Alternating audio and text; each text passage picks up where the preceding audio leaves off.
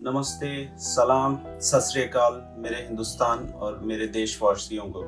आज 80 साल कंप्लीट हो गए हमको देश आज़ाद हुए। इसकी बहुत बहुत मुबारकबाद आपको, और स्पेशली जेन जी, जेन अल्फ़ा, जेन बीटा के लिए ये देश आपके हाथों में है।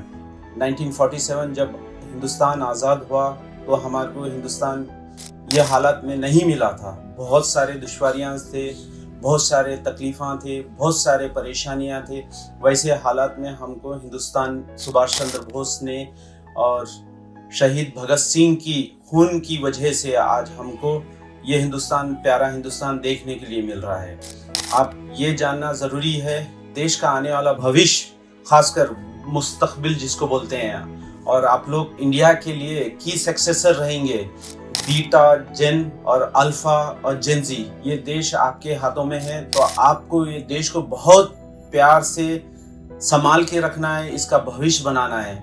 हम जब 100 साल कंप्लीट होंगे, जब जेन जी और जेन अल्फा, जेन बीटा, जब आप लोग के हाथ में लीडरशिप रहेंगी, तो आप क्या करेंगे? आप ये चीज़ समझने की कोशिश कीजिए कि आज 15 अगस्त 2026 में आज 80 साल कंप्लीट हुए और हम आज आज़ादी दिवस क्यों मना रहे हैं? आज हमारे लिए ईद का मौका है, हर हिंदुस्तानी के लिए, चाहे हिंदू हो, मुस्लिम हो, सिख, ईसाई, ये सब आज़ादी के लिए जो ना हर किसी ने, हर हिंदुस्तान का वो शहरी जब 1947 से पहले हिंदुस्तान में थे, वो बड़े लोग, गांधी जी, नेहरू साहब, नेताजी सुभाष चंद्र बोस और शहीद भगत सिंह और मौलाना अबुल कलाम आज़ाद, इन लोग के साथ मिलकर हमारे बड़ों ने, हमारे बाप दादा परदादाओं ने जो है ना हिंदुस्तान के लिए कुर्बानियाँ दी। इसी वजह से आज हम इंडिपेंडेंस डे बना रहे हैं।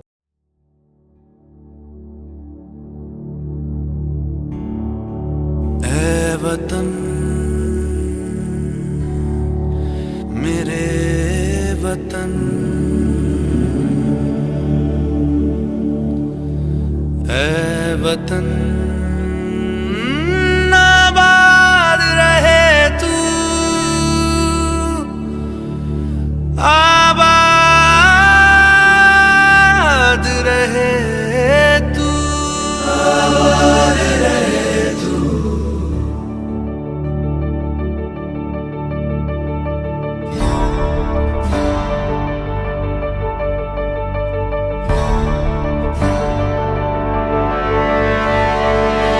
वतन वतन मेरे आबाद रहे तू,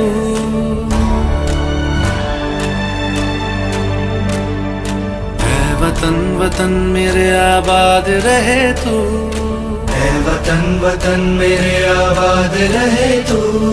मैं जहाँ रहूँ जहाँ मैं याद रहे तू, मैं जहाँ रहूँ जहाँ मैं याद रहे तू। ऐ वतन मेरे वतन, ऐ वतन मेरे वतन।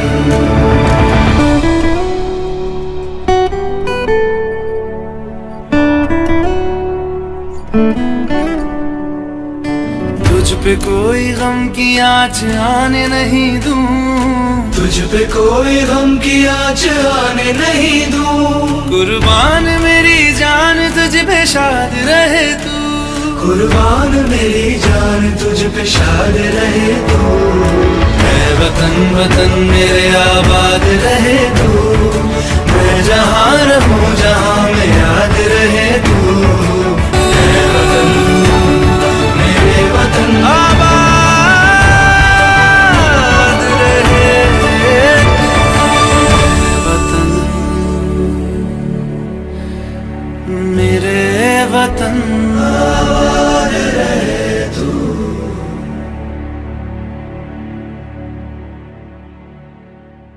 जैसा कि आपको अभी मैं थोड़ी देर पहले जो नाम बताया, ये नोन है, हर हिंदुस्तान का हर बच्चा और हर किताब में लिखा है इनके बारे में।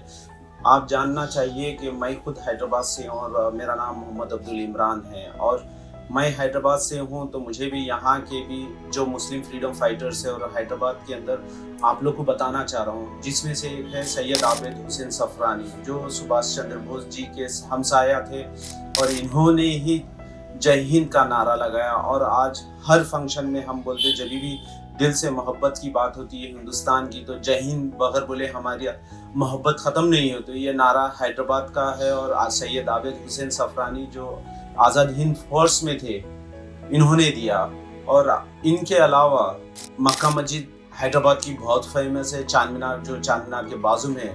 तो यहाँ पर के मौलवी इमाम साहब जिनका नाम है मौलवी सैयद अलाउद्दीन, 17 जुलाई 1857 को इनके साथ तुरेबाज खान, ये दोनों लोग मिलकर 600 मुसल्लियों के साथ ब्रिटिश रेजिडेंसी पे अटैक किए थे। तो ये भी दो हैदराबाद के मुस्लिम फ्रीडम फाइटर्स है जो आप नहीं जानते। अगर आपको इसके बारे में जानना है, कभी कोठी बस स्टैंड के पास जाइए और वहाँ पर देखिए तुरेबाज खान मार्ग। और हिंदुस्तान के अंदर पहले कैदी जो काला पानी जेल को जाने वाले भी का नाम सैयद मौलवी अलाउद्दीन है। इन्होंने पहली दफा पूरे प्रिजनर्स को जब ब्रिटिशर पकड़ के ले गए, तो पहले 1857 में जब गदर हुआ तो सैयद मौलवी अलाउद्दीन साहब को लेके गए। और वहाँ पर अगर आप जब जाएंगे अंडोबार निकोबार काला पानी की जेल में, आप देखेंगे कि जो है ना मौलवी अलाउद्दीन साहब कहाँ पर कैद थे। ये तो हैदराबाद के मुस्लिम फ्रीडम फाइटर है, काफ़ी है। अभी जब आप मेरे पेज या आप मुझसे मिलेंगे तो मैं काफ़ी चीज़ आपसे शेयर करूँगा कि हैदराबाद और दक्कन का भी हिंदुस्तान के अंदर आज़ादी के अंदर क्या कंट्रीब्यूशन था। इनके अलावा यूपी की बात करेंगे तो बी अम्मा की दो चांद आबिदी बेगम साहिबा मरहूम और उनके दो बेटे मौलाना शौकत अली और मोहम्मद अली जौहर, इनका कंट्रीब्यूशन हिंदुस्तान के लिए क्या था। बेगम हजरत महल है, इनके बारे में किसी को नहीं मालूम है कि बेगम हजरत महल ने क्या कुर्बानी दी।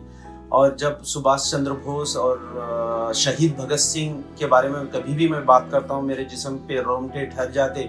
इसकी वजह यह है कि मैं उनको इतने मोहब्बत करता हूँ। मेरे बाप दादा भी उन्हीं के साथ काम किए, मेरे परदादा भी सुभाष चंद्र नेताजी के साथ काम किए और काला पानी की जेल गए थे। इसलिए मुझे फख्र होता है कि मैं उनकी फैमिली से हूँ। और मेरे दादा नाना जब इन लोग के साथ हिंदुस्तान की आज़ादी के लिए काम किए और जब उनके बारे में मैं पढ़ा बहुत खुशी हुई। फिर इनके अलावा आप ये चीज़ समझिए कि आज जेन अल्फ़ा, जेन जी, जेन बीटा हम लोग जो पढ़ रहे हैं, हमारे फर्स्ट एजुकेशन मिनिस्टर मौलाना अबू कलाम आज़ाद, उनका क्या कंट्रीब्यूशन था। ये सारी चीज़ें हमको बहुत अच्छी तरह समझना चाहिए। अगर मैं गिनाना चाहूँ तो डॉक्टर भीमराव अंबेडकर साहब के साथ मौलाना हसरत मोहानी का भी बहुत बड़ा कंट्रीब्यूशन है। तो अगर हम एक एक चीज़ का नाम लूँ तो टाइम कम पड़ जाएगा। अगर हिंदुस्तान ने खून बहा है, उसके अंदर सब में ज़्यादा खून बहाने वाली ज़ात का नाम है मुसलमान। और आज हमको फ़ख्र है कि हमारे बाप परदादा सब लोगों ने मिलके आज हिंदुस्तान को आज़ाद करवाया।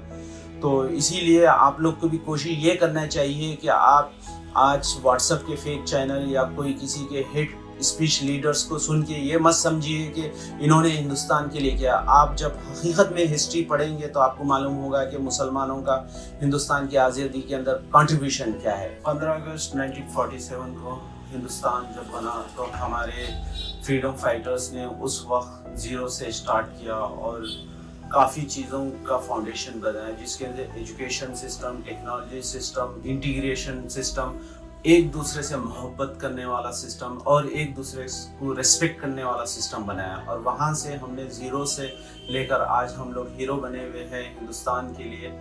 1947 to 2026 80 साल के अंदर काफ़ी सारे डेवलपमेंट हुए हैं। आज 15 अगस्त 1947 में जो चीज़ की कमी थी वो कमी आज हमारे साथ नहीं है। क्या नहीं है, हम लोग एक दूसरे से इजीली कम्युनिकेट कर सकते, कनेक्ट हो सकते हैं। हमारे पास टेक्नोलॉजी है, इंफॉर्मेशन है, हर चीज़ आपको जो ना पब्लिक डोमेन प्लेटफॉर्म पे मिल जाती है।